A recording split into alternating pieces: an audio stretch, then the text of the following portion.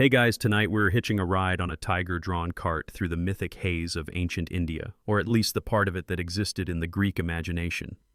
Picture this: grapevines rustling under moonlight, the scent of crushed fig leaves and honey lingering in the warm Theban air.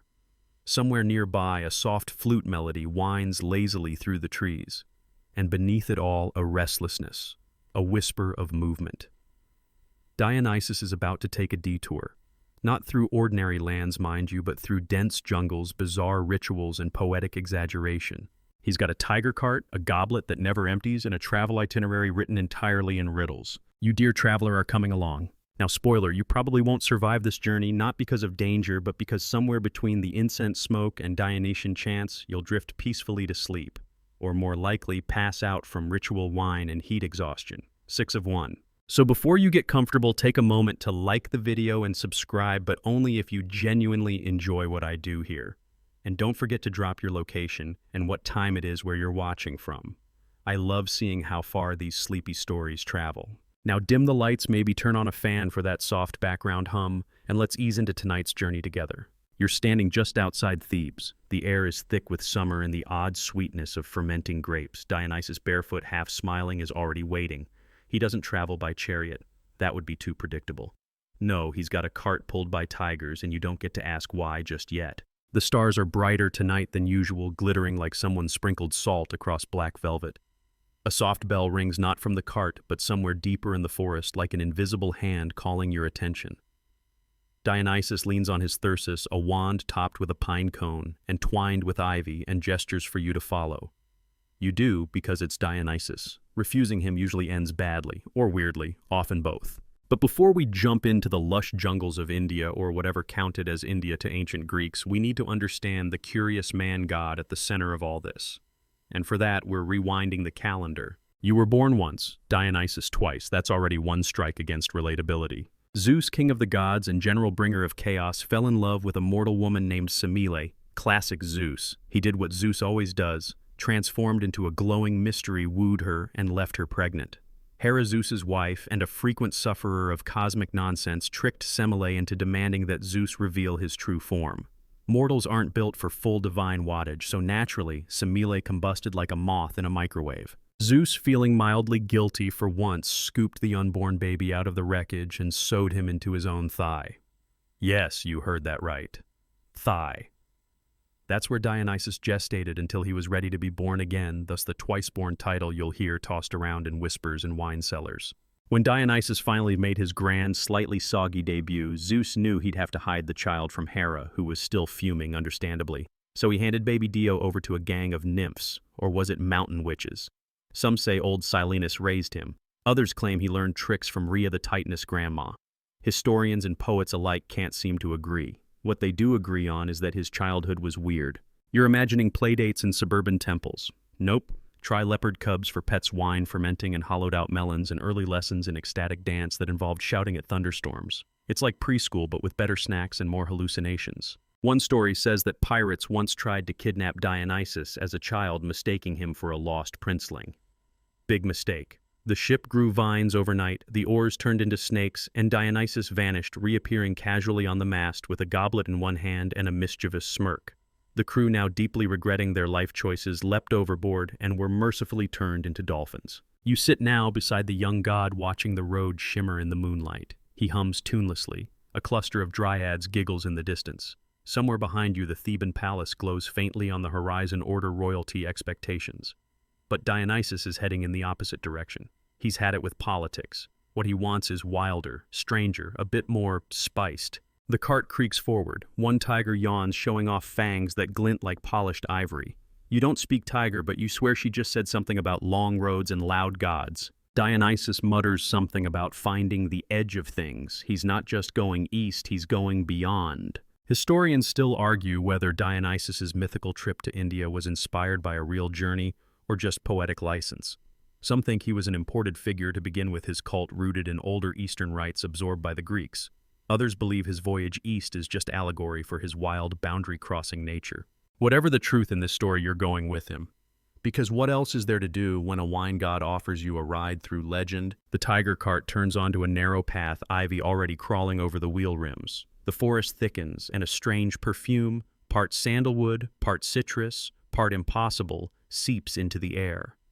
You realize you've officially left Greece, not just geographically, but spiritually. Things here will be dreamlike, confusing, possibly musical. As the cart sways onward, you wonder if anyone back home will believe you. Probably not, but that's fine. This isn't a tale meant to be retold, only lived. At least until you fall asleep. You trudge along beside the tiger cart, your sandals catching pebbles and the occasional grapevine root that's crept across the dusty path. The moon is still high, casting a pale glow on the divine cargo rolling beside you.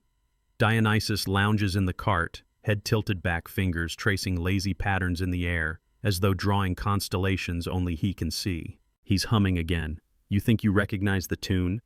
It sounds a little like that drinking song the shepherds near Thebes sing during the spring festival, but slower, more haunting. A warm breeze rolls in from the east, carrying the scent of something unfamiliar, maybe crushed cardamom or sun-baked myrrh. The air feels heavier now, like the road itself is exhaling. To understand where you're going, you need to know where Dionysus came from. Not just literally, though, as we mentioned, that would involve a thigh, but mythologically, emotionally.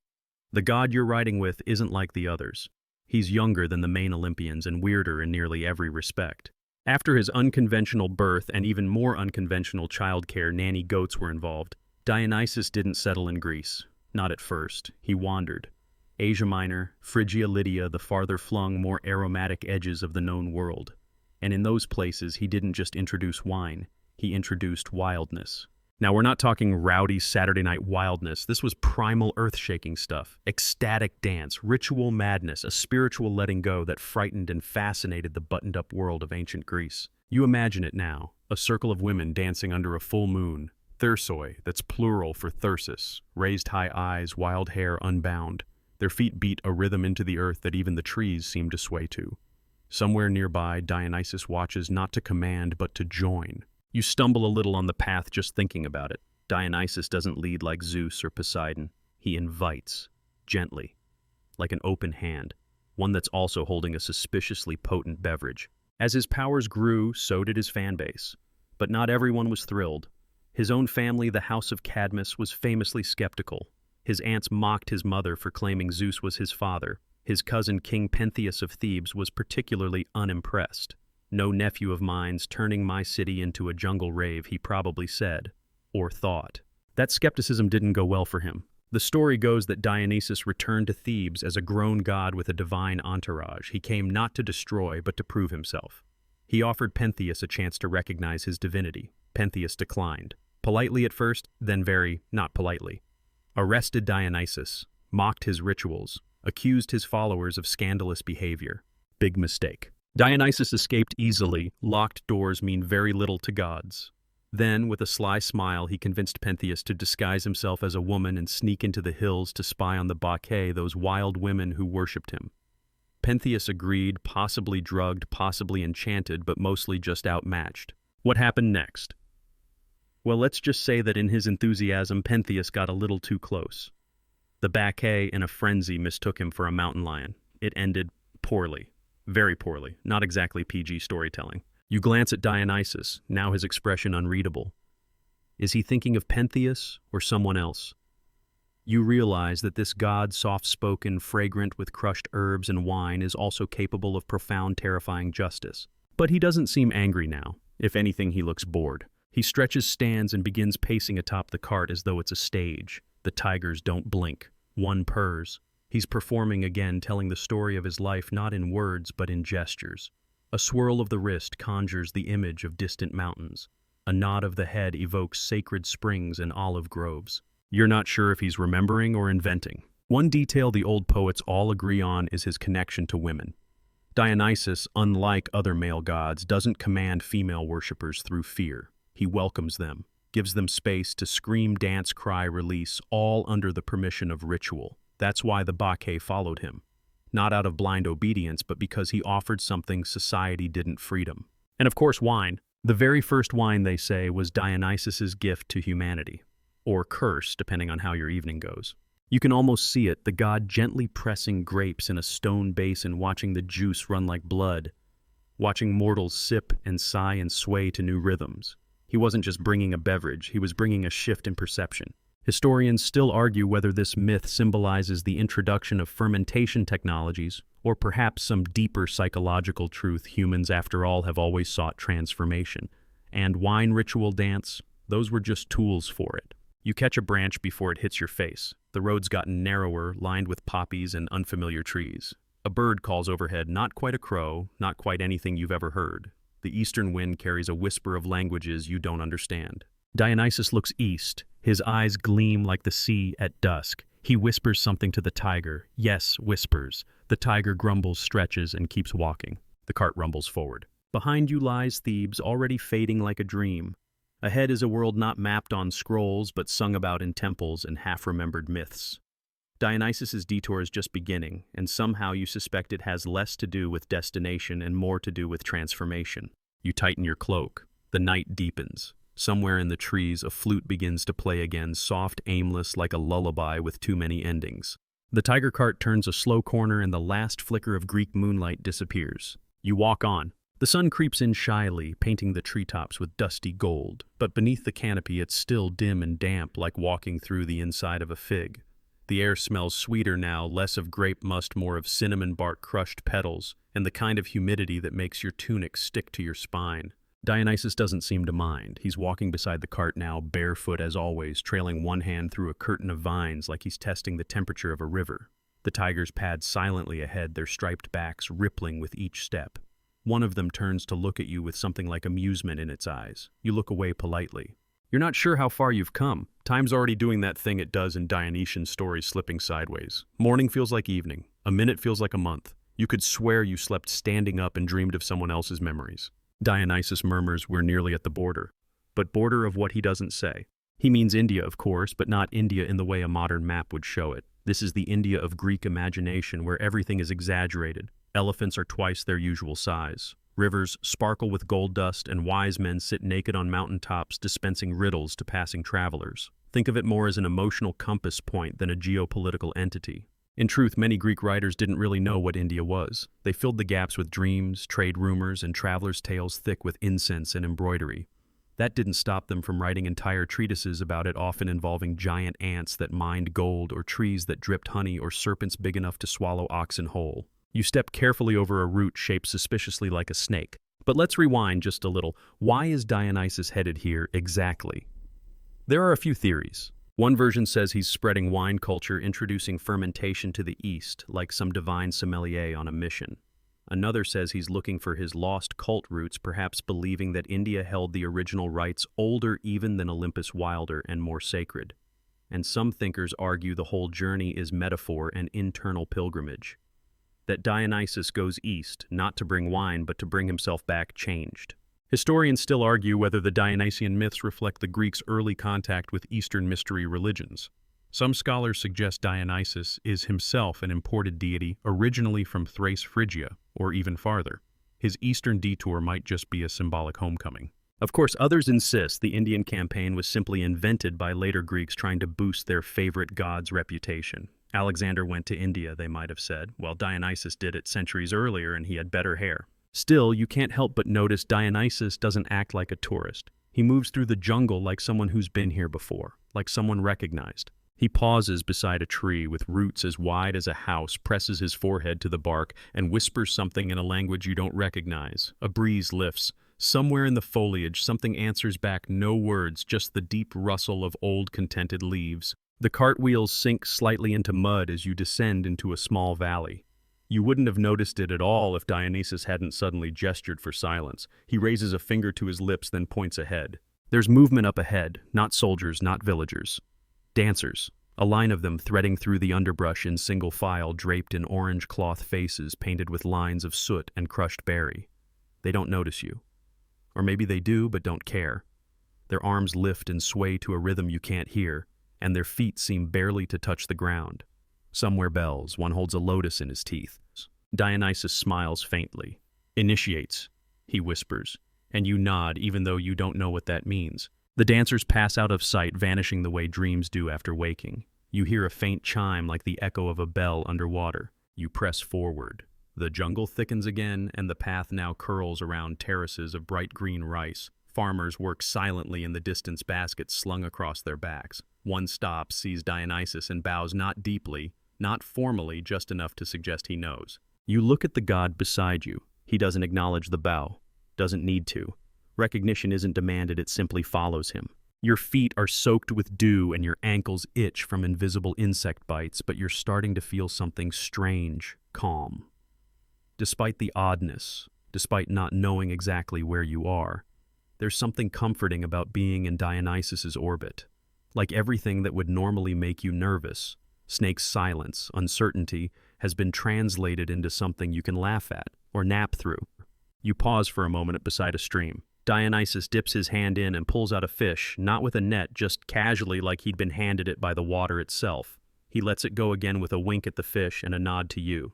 I once made a vineyard float, he says. Whole thing just bobbing on the sea like a basket of plums. You blink. He smiles. No one believed me either. The road rises again, and from the crest of the hill, you see something unexpected, a small temple half hidden by vines and red-flowered trees. It doesn't look Greek. The roof curves upward like a smile, and the walls are carved with dancers, elephants, serpents, and vines. Dionysus stops and places his palm on one of the carvings, a figure that looks a bit like him, only older. More solemn. You wonder if it's a coincidence or if someone else made this temple long ago after seeing a tiger-drawn cart roll through. The god closes his eyes. He's listening again, to what you're not sure, but you close yours too. And for a moment, everything is still. The stillness lingers longer than you expect. Even the birds seem to hush themselves as if recognizing the importance of this moment, Dionysus, wine god and wanderer, resting his hand on a temple that may or may not have existed before he arrived. You watch his expression, soft and almost reverent. He tilts his head as if listening to a song too ancient to hum. Then just as suddenly the quiet breaks, a cicada shrills, the wind kicks up a cloud of golden pollen, and Dionysus exhales. They remember, he says with a little smile, and strolls on, leaving the temple behind like an afterthought. You follow. The land begins to open now. The jungle falls away in patches, revealing plains checkered with barley fields, lotus ponds, and roads lined with sandalwood trees. In the distance, a herd of elephants moves in slow procession, their backs draped with silks and copper bells that glint in the sun. One lifts its trunk and trumpets softly as if greeting an old friend. Dionysus doesn't wave, but you notice his step lightens. It's here out on these borderlands between myth and memory that you meet your first real resistance. A group of men blocks the path soldiers, or at least the local version of it.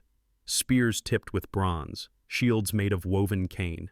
Their leader, a square-shouldered fellow with a mustache that could probably carry its own passport, steps forward and narrows his eyes at the cart. You prepare for drama. This is usually where the shouting starts. But Dionysus just yawns, brushes a bit of jasmine off his shoulder, and asks if they've got any decent palm wine. The leader frowns. He gestures vaguely at the tigers. You're not from around here. Dionysus nods. Not recently.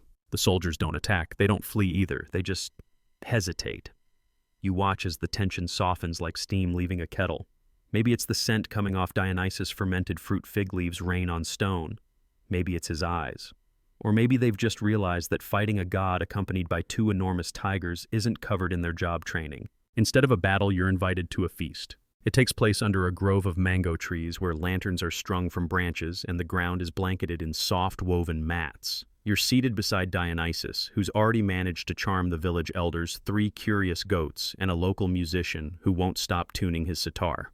A girl pours wine into a bowl carved from a coconut shell. It's not Greek wine, but it has a kick like a centaur on roller skates. The food is fragrant spiced lentils, roasted plantains, coconut rice.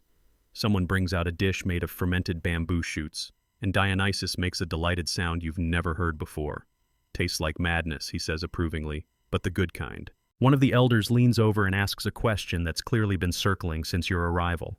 Are you a king? Dionysus shakes his head. Kings sit still. The elder nods as if that makes perfect sense. Then what are you? There's a pause. Dionysus swirls the wine in his bowl, watches it lap gently against the rim. A reminder, he says, and leaves it at that. Later, when the moon is up and the feast has dissolved into naps and storytelling, the villagers invite Dionysus to bless their local grove. It's an old custom. Apparently gods pass through sometimes, and if you're polite, they leave good weather or dreams in return. Dionysus stands in the center of the grove, arms wide. He murmurs something under his breath, and suddenly the wind shifts. Flowers bloom on a tree that hasn't flowered in a decade. One of the elders bursts into joyful tears. A monkey howls in the distance, perhaps in agreement. You half expect him to disappear after that melt into the shadows like a theatrical curtain call. But no, he just scratches one of the tigers behind the ears and settles back onto the cart. You wonder aloud if this is the end of the journey. He shakes his head. This is the beginning of the middle. Cryptic but accurate. You move on at dawn, winding eastward again. The land rises into red hills, then dips into valleys thick with banana trees. You pass through towns where people wear robes the color of sunrises, and tiny shrines flicker with butter lamps. Dionysus speaks rarely now. He seems focused. At one point, you pass a market where everything is dyed indigo textiles, pastries, even a goat. Dionysus stops and buys a garland of blue flowers. He doesn't wear it. He places it on a weathered statue at the town's edge, a horned figure with a faint smile. You ask who it is. Could be me, he says. Could be someone I'll become. Historians still argue whether Dionysus's Indian campaign was ever meant to be literal. Some believe it symbolized a merging of East and West Greek philosophy with Eastern mysticism. Others suggest it was pure poetic flourish, a way to elevate his status and connect him with Alexander the Great's own Eastern ambitions. But here on this winding road with dragonflies buzzing over warm puddles and the scent of cardamom in the air, none of that matters. What matters is the movement, the journey, the detour itself. You look at the god beside you. He's humming again. The tigers stretch. The path bends. And onward you go. You pass a stream lined with lilies, and for a moment you're convinced the water's flowing backward. Dionysus doesn't seem surprised. Some places are like that, he murmurs. Time's got its own flavor here. The tigers pause to drink. Their reflections ripple strangely, almost like they're not tigers at all, but something older pretending to be tigers. You look away before the illusion breaks. You're starting to understand that with Dionysus, it's best not to stare too hard. The terrain grows rockier now, less lush, more bone and ash. You climb steadily upward through cracked earth and red cliffs. The air smells like iron and clove. In the distance, stone towers rise from the hills like broken teeth. Abandoned, probably.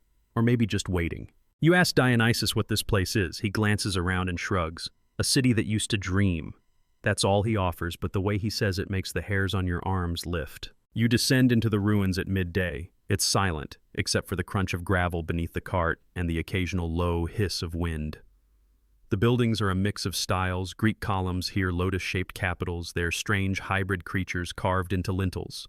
A chimera with 6 wings, a man with a bird's skull, a goat sipping from a wine bowl. You see your own reflection in a wall of obsidian and briefly wonder if it blinked. This was once a place of fusion where travelers from across the known world traded not just spices but stories. Historians still argue whether this city lost to time unnamed by maps was the result of conquest pilgrimage or hallucination. Some believe it was a waypoint on Dionysus's eastward journey, a city born of fever dreams and fermented fruit. Others suggest it was real but short-lived, burned out like a candle too quickly lit. You find a mural still clinging to one of the walls. It's faded, but the figures are unmistakable. A god with grapevines in his hair riding a cart pulled by something that could be tigers or striped clouds. Behind him a procession half dancers, half warriors. One figure even looks like you. Dionysus stares at it for a long time. I don't remember posing for that, he finally says, though he's clearly moved. You camp in the ruins that night. The firelight dances on crumbling stones, casting shadows that feel just a little too animated. Someone or something is singing nearby, but you never see the source. You wrap yourself in your cloak, rest your head on a worn statue's lap, and drift into the kind of sleep that feels borrowed. At some point, Dionysus taps your shoulder. He holds out a cup. Dream tea, he says, made from leaves that only grow on roofs. You sip. It tastes like mint rain and memory. Your vision swims briefly, but not unpleasantly. The stars overhead blur into spirals. He sits beside you, cradling one of the tigers like a house cat. Most people think I bring madness, he says. But really, I just open the doors. What walks through, well, that's up to them. You ask if that's why he came to India, to open doors. He smiles without answering, which at this point is an answer. In the morning, the city looks different. Smaller, less grand. You could swear the towers have shifted like furniture rearranged in the night. Dionysus doesn't comment, just stretches, brushes dust from his shoulders, and starts walking again. The path becomes steep, terraced hills, narrow ledges. Below, rivers twist like silver necklaces. You pass a group of children herding goats with flutes. One of them offers Dionysus a mango. He accepts it solemnly and returns the gesture by pulling a handful of grapes from his robe pocket. Grapes you're fairly sure weren't there before. The child giggles and runs off. You start noticing a change in the vegetation. The trees here are taller, older. The leaves are shaped like open palms. Birds with impossible feathers flit from branch to branch, singing melodies that sound suspiciously like lullabies. Dionysus pauses beside a banyan tree and traces a symbol carved into its bark. "This one remembers me," he says, and leans in to kiss the trunk. You keep walking. Soon you reach a higher plateau. The view makes your knees weak. Endless forests, temple spires in the distance, a horizon blurred by heat and haze. Dionysus stands with his arms spread wide, breathing it all in like steam. This, he says, is the middle of the middle. It's not a place, it's a moment. He looks at you. Still with me? You nod. Even though your legs are tired, your clothes are soaked with sweat, and your mind is filled with questions you can't quite phrase. He claps you on the shoulder. Then we keep going. The tigers yawn. The sun climbs. And once more the cart rolls forward. The descent from the plateau begins with a path so narrow you have to walk sideways, pressed up against the warm stone of the cliff wall. Dionysus strolls ahead like it's a seaside promenade, one hand trailing against the rock, the other occasionally tossing grape skins to the monkeys watching from the trees. The tigers move with eerie grace behind him, agile, unbothered, bored. Below you can see rice paddies stacked like green mirrors, each reflecting clouds that look like sleepy gods. Dionysus stops suddenly and points out a terraced stepwell carved into the slope. From above, it looks like a geometric puzzle stone stairs spiraling downward into deep, cold silence. You ask if there's water in it. There was, he says, but it got bored and left. You climb down anyway, feet echoing against the worn steps. At the bottom, you find a stone basin with a tiny trickle of water, cool as night and tinged with something floral. Dionysus leans over the edge and whispers into the basin. You swear it whispers back. He winks. Old friends. You continue downward into a region where the air thickens with jasmine and smoke. Villages appear more frequently now, each with their own way of greeting you. In one, the people throw petals from rooftops. In another, they pretend not to see you at all, though you hear flutes behind closed shutters. You ask Dionysus if he minds the cold receptions. He shrugs. Not everyone likes to be reminded of chaos. One evening, you arrive in a town famous for its musicians. Even the goats wear bells in tune. You're invited to a gathering in the courtyard of a weathered monastery. The monks here wear wine-colored robes, though they insist it's a coincidence. They offer you a dish made of tamarind honey and something crunchy you can't quite identify. Dionysus accepts a bowl and sniffs it like a sommelier. Ah yes, festival food for people with dreams too loud to sleep. The music begins not loud or raucous, but steady and hypnotic. Drums that sound like heartbeats. Reeds that echo like wind through old hallways. The stars blink on one by one. A monk leans toward Dionysus. You carry too many names, he says gently. Dionysus nods. Names are souvenirs. Let them go. There's a long silence, broken only by the snap of a fire. You wonder if the god will resist, argue, laugh it off. Instead, he reaches into his robe and pulls out a small tablet, a clay impression marked with symbols you don't recognize.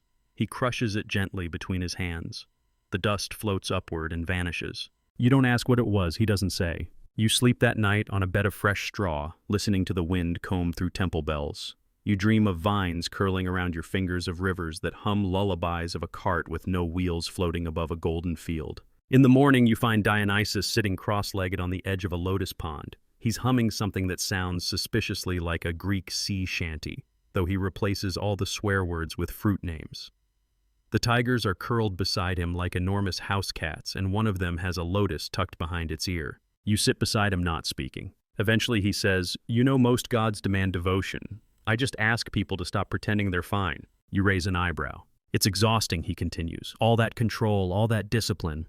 People need to come undone sometimes. That's where the truth hides." A dragonfly lands on his knee and stays there. The journey continues through forests with trees so old their roots hum past hills where temples are carved entirely from salt rock, through villages where everyone paints their homes once a week just in case the gods drop by unannounced. In one such place, Dionysus is greeted with genuine awe, not because of his status or his stories or even the tiger cart, but because the elders remember him not in the way you remember a friend, but the way a mountain remembers the wind. They offer him a seat made of woven banana fibers and pour him a drink made from fermented sugar cane and chili. He sips and coughs. "That's got opinions," he says. That night, the villagers hold a theater performance in his honor. It's a rendition of his arrival told in shadow puppetry, complete with exaggerated tiger roars and a puppet version of you that appears to trip over its own feet a lot. Dionysus laughs until he cries. Later, the storyteller, a girl no older than 10, asks him quietly, "Are you really going to find what you're looking for?" He looks at her and says,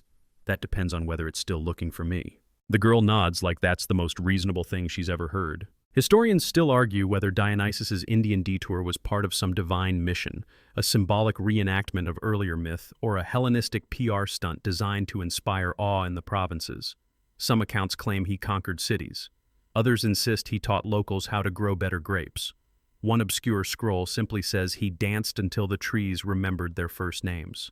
But here, surrounded by soft-spoken villagers and the scent of turmeric smoke, you know this much is true. Whatever he's doing, it matters. You fall asleep to the sound of distant flutes, the warmth of firelight on your toes, and the gentle snore of a tiger beside you. By morning, the tiger has rolled onto its back paws, twitching slightly as if chasing dream goats. Dionysus is already awake, poking at a breakfast plate piled with something purple and jiggly. He gestures to it with the enthusiasm of a man who once tried fermented squid for sport. Local delicacy, he says. Tastes like guilt and berries. You nibble. It's oddly comforting. The villagers send you off with flower garlands, little clay charms, and a bowl of cooled rice meant to keep your luck sticky. You're not sure what that means, but Dionysus ties the bowl to the tiger cart and declares it a good omen. The road narrows again, flanked now by massive teak trees that whisper even when there's no breeze. It's said these woods are old enough to have witnessed every version of the same story gods, mortals, and the endless cycle of oops, we did it again. The light filters down in green shards, dappling the path. You pass shrines tucked into hollow trunks, each one dedicated to something unexpected. A frog that saved a village from drought, a woman who turned into mist, a laughing monkey who invented the flute. Dionysus pauses at each, leaving behind tiny offerings, grapes, petals, fragments of melody hummed under his breath. Eventually you come to a river broad, slow, and gold with pollen. A boatman waits without being summoned. His vessel is carved from a single piece of sandalwood, smooth as moonlight. No words are exchanged. Dionysus simply steps aboard, beckons you, and the tigers hop in like seasoned sailors. The boat glides across without a paddle. The air smells of cardamom and wet stone. You sit in silence, the only sound a rhythmic slosh like the river is reciting a poem to itself. Midway across, a school of fish leaps in unison. Their scales flash silver, spelling something in the air for just a heartbeat. You look at Dionysus. Did you see that? He nods solemnly. They said, turn back. Then he grins, which of course means we're going the right way. On the far bank, a procession waits. They wear masks, brightly painted faces with enormous eyes, curling tusks, and gentle smiles. No one speaks. One masked figure offers Dionysus a cup. He drinks. You're handed a small scroll sealed with wax and stamped with a symbol you can't decipher. You ask what it means. Dionysus shrugs. Depends on who opens it. You tuck it into your robe. The masked procession turns and begins walking. You follow. The path winds upward again through a series of switchbacks carved into sheer rock. Along the way, you pass murals, whole cliff faces painted with scenes that seem oddly familiar. Dionysus teaching elephants to waltz, a tiger doing arithmetic on a chalkboard, you sitting beside a fire looking slightly more heroic than you feel. He sees your face and says, regional embellishments. Eventually, you arrive at a monastery carved into the cliffside. The stone is pinkish gray, veined like old paper. Vines hang down like sleepy eyebrows. The door's massive slabs of wood bound with bronze swing open soundlessly. Inside, it's cool and dark. The scent of sandalwood mingles with old parchment and mango. Monks glide past without touching the ground. Or maybe they're just really quiet. You're led to a round chamber lit by a single shaft of sunlight. Dionysus stands in the middle, arms raised. The shaft shifts slightly, revealing a constellation of mirrors arranged high above. Each one captures a sliver of sky, projecting it down onto the stone floor in shifting patterns. A monk speaks. You have brought your shadow. Have you also brought your name? Dionysus looks thoughtful. Then he says, I've brought the echo of it. Will that do? The monk nods as though that was the correct answer all along. There's a ritual. You're not sure what's happening, but it feels like watching someone reboot an ancient memory. Dionysus stands in silence while the monks circle him, chanting in a language that sounds like rain on bronze. One monk sprinkles wine. Another draws a spiral in ash. A third simply hums one long, low note. You watch as Dionysus seems to flicker like the light can't quite decide where to land on him. It's said that here in this high place the god shed one of his identities, or perhaps picked up a new one. Historians still argue whether this moment marked his full integration into Indian mythology as a foreign god adopted, renamed, recast. Some texts call him Narakasura's guest. Others refer to him as the Vine Walker. Some even whisper he became a local deity, small and personal, invoked not for orgies or madness but for courage during harvest storms. When the ritual ends, the mirrors tilt again, bathing the room in shadow. Dionysus exhales deeply like someone closing a door behind him. He turns to you. "I'm lighter now," he says, "but also heavier." You nod, pretending you understand. As you leave the monastery, the monks gift Dionysus a robe stitched with moonlight thread. One of them leans in and says, "When you return, bring music." To you, they hand a bowl of lotus seeds and say, "Plant these where silence grows." Outside, the masked procession is gone. The boatman is waiting again, still without a word. You board. This time the river feels slower, more deliberate, like it knows the weight of what you now carry. You don't speak. Dionysus hums softly. The tigers nap. The sky begins to turn the color of ripe plums. You dock on the southern bank of the river just as twilight stretches itself lazily across the sky. The boatman tips his head in farewell, or maybe in warning. It's hard to tell when someone never blinks. The moment your feet touch land again, the air feels different. Less fragrant, more charged, like the pause before thunder or the silence between verses of a forgotten song. Dionysus takes a deep breath and declares, "We've officially entered philosophical territory. Prepare to meet people who argue for sport." He isn't wrong. The first village is built in concentric circles around a banyan tree older than recorded time. At its center sits a council of thinkers wrapped in loose cotton, adorned with ink-stained fingers and armed with biting curiosity. You and Dionysus are offered tea that tastes like roasted earth and lavender. No one asks who you are. They simply ask, "What is wine really?" It takes 4 hours and 7 analogies to finish the tea. You listen to debates about the moral structure of fermented substances, whether bliss is a destination or a byproduct, and whether tigers dream of symmetrical prey. Dionysus lounges under the banyan, responding only in haiku. The thinkers nod furiously, scribbling. One even bows. The conversation turns toward gods, what they want, what they fear, what they remember. A young woman barely older than a teenager looks Dionysus straight in the eye and says, "If you forget your chaos, who are you then?" He smiles and replies, "Maybe that's why I never stop traveling." Later that evening, you find a small festival underway. Not a rowdy one, just gentle drums, quiet laughter, and oil lamps arranged in the shape of philosophical symbols. Dionysus tries to participate in a dialectic dance but gets distracted halfway through and starts slow dancing with a cow. No one minds. The cow seems flattered. You spend the night beneath a canopy of stars and paper lanterns. A local storyteller performs a tale about a wind god who tried to blow out the moon because it stole his wife's attention. The moral is unclear, but the delivery is soothing and the background sitar is hypnotic. By morning, you're back on the path, one that now threads through groves of sandalwood and fields of indigo. Every few miles you pass shrines that are less formal now, more like memories etched into the earth. One is just a flat rock surrounded by marigolds, another a tree with bells tied to its branches, each one a wish or a warning. Dionysus explains, this is where devotion meets improvisation. He picks up a bell and listens. This one's still ringing, he says, even though you hear nothing. Further south, the terrain begins to undulate, gentle hills like sleeping giants under a quilt of green. The air grows warmer, lazier. Birds fly lower, slower. The days start to feel like long naps with intermissions for mangoes. In one village, you're welcomed not with ceremony but with deep familiarity. The people recognize Dionysus the way you recognize a song from childhood. "You again," they say with a chuckle. "We just restocked the pomegranates." He embraces a woman who appears to be 90% laughter and 10% anklet. They speak in riddles for hours. You give up trying to translate and instead follow a group of children who insist on showing you the whispering tree. It's a banyan with an opening at its base. If you press your ear close enough, you hear stories. One boy swears it once told him where he left his sandals. Another says it whispers in rhymes. You lean in, you hear wind, then maybe something else. Later, Dionysus joins you, handing you a cup filled with something golden and fizzy. "Fermented by accident," he says proudly. "The best things always are." You ask if he's planning to stay long. He glances toward the horizon where the hills begin to blur into mist. Long enough to forget the time signature. Not so long I become the furniture. That night, the village holds a quiet celebration in his honor. No speeches, just music and food that tastes like memories. They offer him a crown made of guava leaves. He wears it sideways. At one point, an old man with eyes like polished wood leans toward you and says, "He came through here once many generations ago, taught us how to ferment joy." You smile, unsure if it's metaphorical. He pats your hand. It always is. And it never is. You wake the next day with the smell of incense and roasted lentils in the air.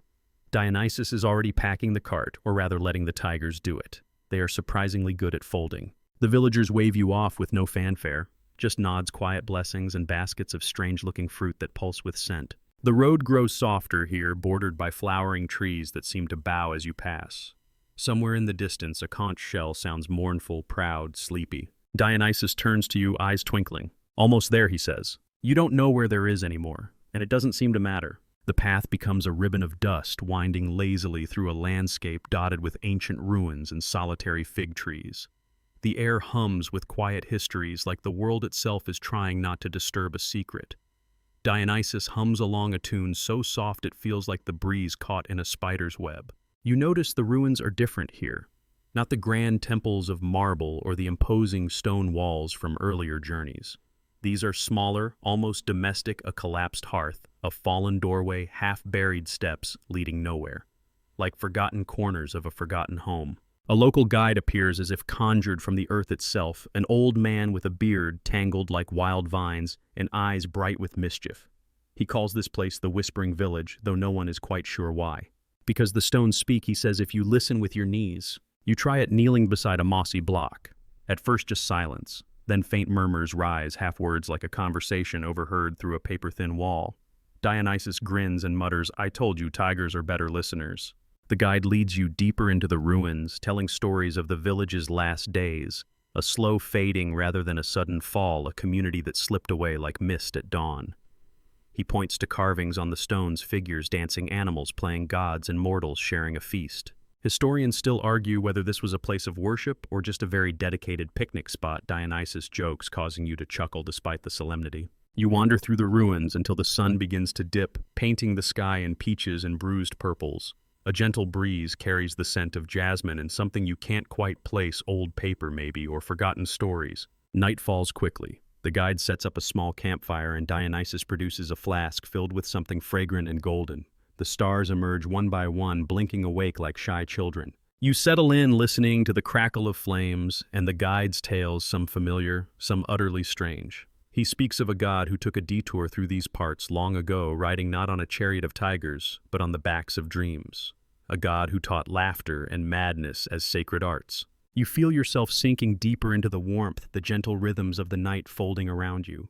Even the ruins seem less like reminders of loss and more like echoes of joy. Before sleep claims you, Dionysus leans close and whispers, remember the journey is as much about what you forget as what you find. You nod, the weight of the day lifting as the stars watch over you, silent and steady. You awaken to the soft call of morning birds and the faint rustle of leaves stirred by a gentle breeze. The ruins seem less haunting in the light of day, more like an old friend draped in stories you're just beginning to understand. Dionysus is already up, tracing his fingers over the moss-covered stones with an absent-minded smile, as if reading a book written in the language of stone and shadow. Today's journey leads you through rolling hills where wildflowers carpet the earth in bursts of color. The air carries a faint sweetness mingled with the earthy scent of freshly turned soil. It feels like the world itself is yawning and stretching, ready to reveal more of its secrets. You follow a narrow path lined with twisted banyan roots and flowering shrubs, arriving at a small village nestled in a valley. This place is quieter, more intimate. Houses built from sun-baked clay huddle close together, smoke curling lazily from chimneys. The villagers greet Dionysus with nods and warm smiles, as if welcoming back an old friend who's been gone too long. Here the focus is daily life, the rhythms of work, rest, and celebration that shape the fabric of community. You watch as women grind grain using ancient stone tools, the rhythmic clatter blending with children's laughter. Men tend to fields lush with rice and millet, their movements slow and deliberate, in tune with the land's slow pulse. Dionysus leads you to a humble kitchen where a woman is preparing a meal over a wood fire. The air fills with the aroma of spices, cumin, coriander, and a hint of something floral you can't place. She hands you a bowl of steaming stew, thick with vegetables and herbs, inviting you to savor the flavors. As you eat, Dionysus shares stories of ancient food rituals, how meals were acts of connection, of honoring the earth and the seasons. You learn about forgotten recipes passed down through generations, now almost lost to time, but still alive here. You pause to consider the simple beauty of it all, the way food can carry memory, culture, and comfort in every bite. Historians still argue whether certain ancient spices were prized more for their taste or their mystical properties, a debate that seems fitting given the haze of legend surrounding Dionysus himself. Later, you explore the village's modest library, a collection of scrolls and manuscripts tucked beneath a canopy of vines. The texts are faded and fragile, but within them lie tales of gods and mortals of journeys like yours told in scripts both familiar and strange. As the sun dips low, casting long shadows across the fields, you feel a deep sense of calm settle over you. The village hums softly a lullaby of simple living and shared stories. Dionysus stretches his eyes, glinting with quiet satisfaction. You realize this leg of your journey isn't about grand myths or fierce adventures, but the gentle pulse of everyday life where history lives not just in monuments, but in moments. The morning mist still clings to the hillsides as you and Dionysus set off once more, the tiger cart lumbering along a path bordered by wild herbs and fragrant blossoms. The world feels soft around the edges like a half-remembered dream gently unfolding. Every step forward is a slow unwrapping of layers, history, myth, and the quiet pulse of the land beneath your feet. Your destination today is a place known only in whispers, an ancient garden said to have been tended by a mysterious order of monks who combined botany with meditation. Legend says the garden was a sanctuary for plants believed to possess unusual powers, healing, calming, even enchanting. You arrive to find a tangled oasis of green amid rocky terrain. Vines crawl up stone walls, flowers bloom in riotous colors, and herbs perfume the air with a gentle bitterness. The garden feels alive, as if it breathes alongside you, its quiet energy threading through your thoughts. Dionysus wanders through the paths, running his hands over petals and leaves, occasionally stopping to sniff a blossom or pluck a sprig of mint. They say these plants could soothe even the most restless souls, he murmurs. Perfect for a god who never stops moving. You follow him to a small pavilion where an elderly gardener greets you with a smile as warm as the morning sun. She speaks softly of the garden's history, tracing lines of care and devotion through centuries of droughts, wars, and fading empires. Her fingers are stained with earth, her eyes bright with stories. Together you explore the plants, some familiar, others strange. There's the sleepy poppy, whose delicate petals hide a powerful secret, the blue lotus revered for its calming scent, and a curious root said to grow only where monks have sung ancient chants. Historians still argue whether the garden was a place of sacred ritual or simply a refuge for weary travelers, but the garden's quiet magic feels undeniable. You find yourself breathing slower, the garden's peaceful rhythm weaving into your own. As afternoon light filters through the leaves, Dionysus confides that he once tried to steal a cutting of the enchanted root only to be gently stopped by the monks who told him some gifts must be earned, not taken. You smile at the image of a mischievous god humbled by silent wisdom. It's a reminder that even chaos has its boundaries. The sun begins to dip, painting shadows that stretch and yawn. You rest on a bench carved from sandalwood, surrounded by the garden's gentle hum. Later, as you prepare to leave, the gardener hands you a small bundle of dried herbs. For your dreams, she says, may they be as calm as this garden. You tuck the bundle into your pack, feeling its subtle weight a talisman for the road ahead. You rise early the next day, the scent of dried herbs still faintly clinging to your clothes. The sun has barely cracked the horizon, casting a soft peach glow across the path ahead.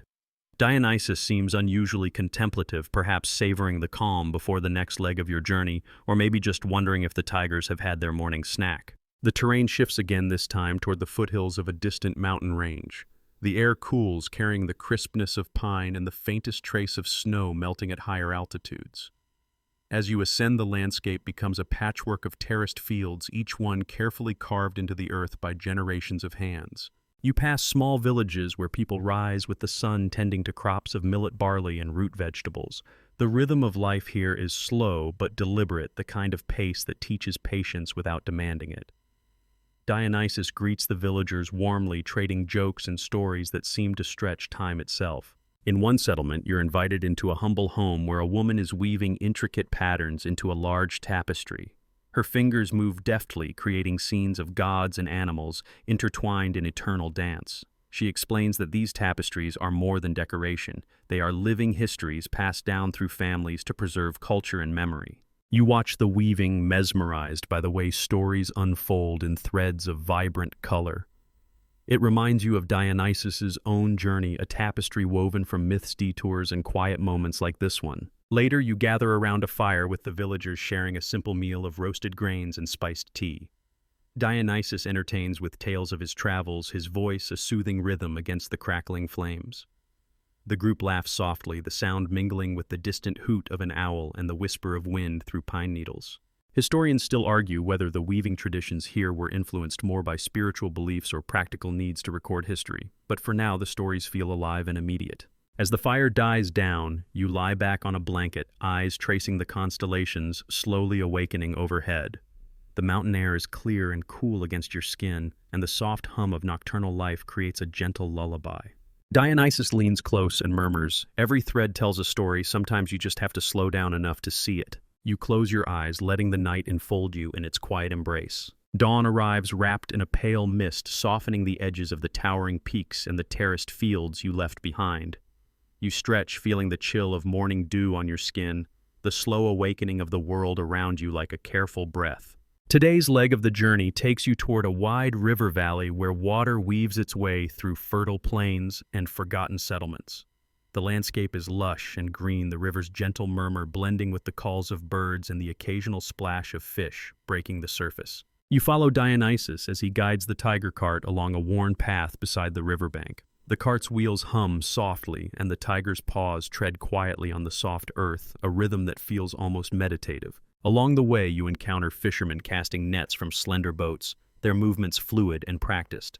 They nod to Dionysus as he passes, sharing smiles that seem to carry stories older than the river itself. Nearby, a group of children play beside the water's edge, weaving crowns from reeds and wildflowers. Their laughter drifts across the valley light, and free reminding you of the simple joys that persist through time. You stop at a small village where the scent of fresh bread and roasted herbs fills the air. The villagers welcome you with open arms, inviting you to join their midday meal beneath the shade of ancient trees. Dionysus tells you about the river's role in shaping the lives and legends of this region, how it brought sustenance, connection, and occasional floods that tested the resilience of those who lived along its banks. You learn of peculiar local customs, like a festival where villagers float lanterns downriver to honor ancestors, the glowing lights drifting like fireflies in the dusk. Historians still argue whether the river was a natural border or a unifying artery for the diverse cultures it touched, but standing here, it feels like both an enduring thread weaving people together while marking the edges of worlds.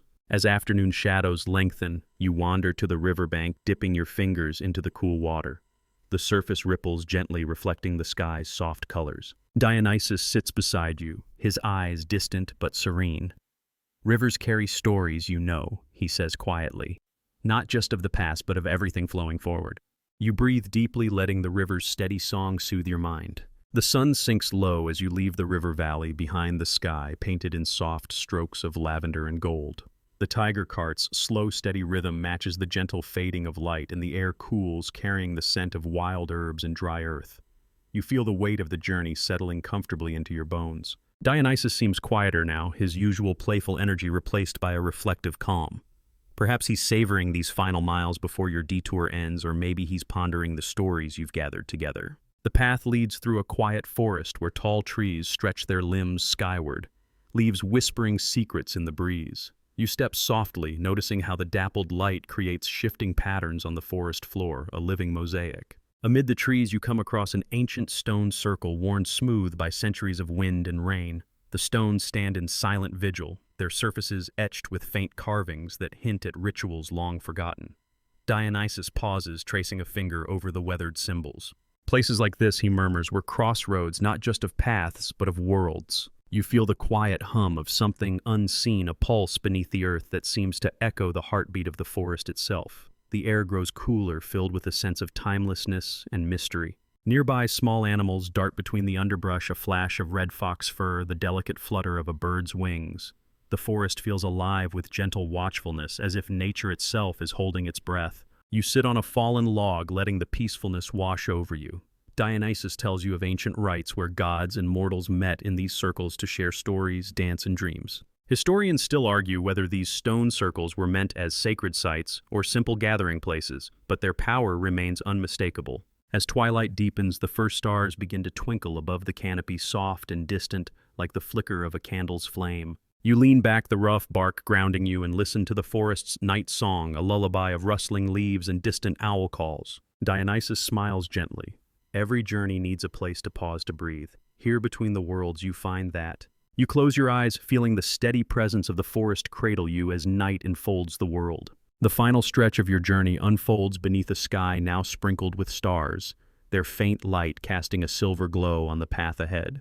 The tiger cart moves with a quiet determination, its wheels pressing softly into the earth, carrying you and Dionysus ever closer to the end of this curious detour. The landscape shifts again, open plains dotted with wildflowers swaying gently in the night breeze. The air is cool and fresh, scented with a faint trace of jasmine and the earthy musk of the soil. Every breath feels deep and steady, like a slow tide pulling you toward rest. Dionysus hums softly, a tune both ancient and playful, as you watch the silhouettes of distant hills melt into the darkness.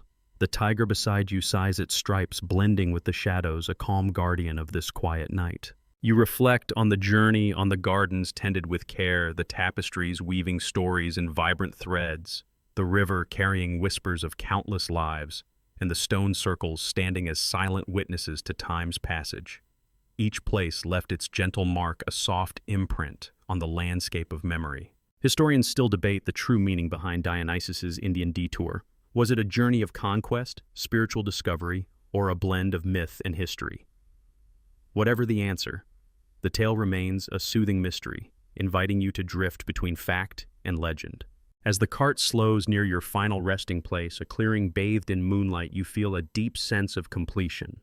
The world is hushed, wrapped in the soft fabric of night, and the stars seem to pulse in time with your heartbeat. Dionysus looks to you with a knowing smile. Sometimes the best stories are the ones that wander, he says, voice low and warm, and the best rest comes from letting go. You settle onto a bed of soft grass, the cool earth grounding you as your eyes grow heavy.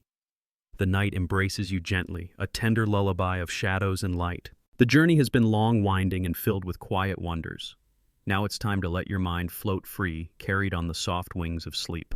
As you drift deeper into rest, imagine the tiger's gentle breathing beside you, the whisper of leaves overhead, and the steady rhythm of the earth beneath. Let the soft pulse of the night cradle you each breath, drawing you further into calm and peace. The stories you've traveled with fade gently, leaving only a warm glow like the last embers of a fire and a feeling of quiet contentment. May your dreams be as tranquil as the gardens you visited, as rich as the tapestries you saw woven, and as flowing as the river that carried ancient whispers. Sleep well wrapped in the gentle embrace of history's softest tales.